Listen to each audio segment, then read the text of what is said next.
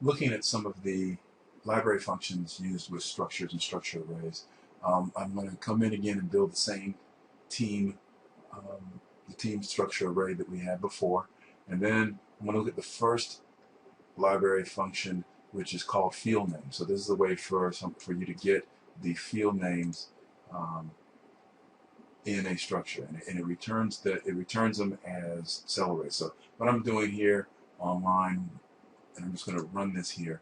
What I'm doing here on line 119 is I'm getting the field names from an individual structure. So I'm looking at the structure in the third location in the structure array team. And then what I'm doing on line 120 is I'm actually getting the field name from the overall structure array. Because every structure in the structure array has the same set of field names, then either one of these will work. And as you can see, A and B, which is the variables that I assign these values to, both come out identical. So first, last, number, position.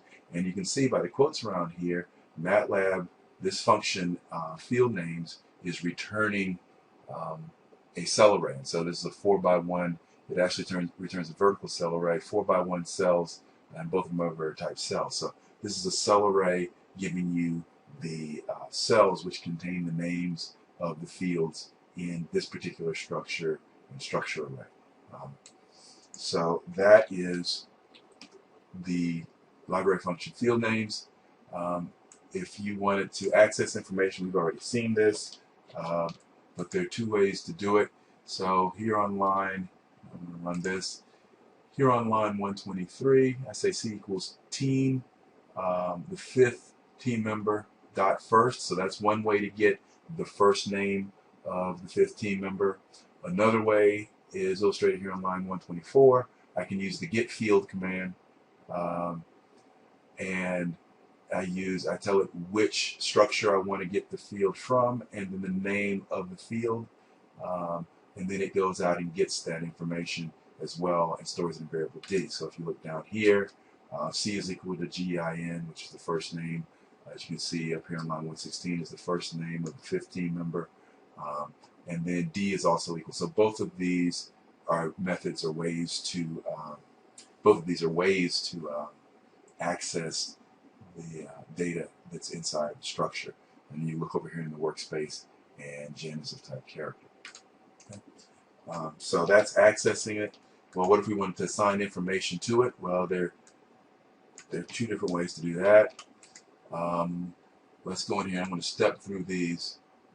So I'm going to go through, and as you can see, the fourth team member is a structure. First name Robert, last name Freeman, number 34, position F. Let's say if I want to change this position from not just forward to shooting forward, so I'll put SF there, and then I step through. So on line 120, I say team member 4 dot position equals the new value that I want to put in there. So that's one way to set the information in the field. So when I do that on line 128, if I look again on line 129, this structure has been changed, and the position information is as we expected with SF in there.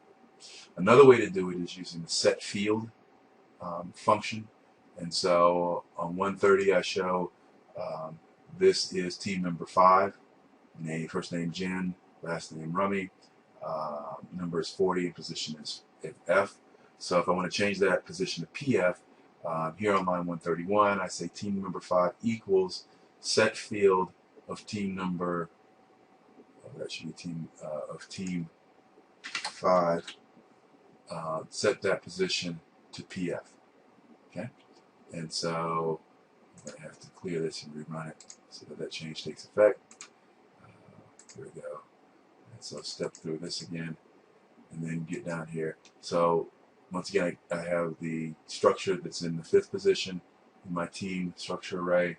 I set the field on line 138, and then on line 132, excuse me, I set the field on line 131. On line 132, I can see that information has been changed. So both of these are ways to set the information in a particular field by accessing by name, which once again is a lot easier than having to worry about a whole bunch of braces and parentheses and double indexing and that kind of thing. So the next thing is, how do you remove information? So one of these two methods are not identical. One of them actually, it removes the data from a field, but it leaves the field there, and the other one actually removes the field. And so I'm going to step through here. So I'm going to go look at team one.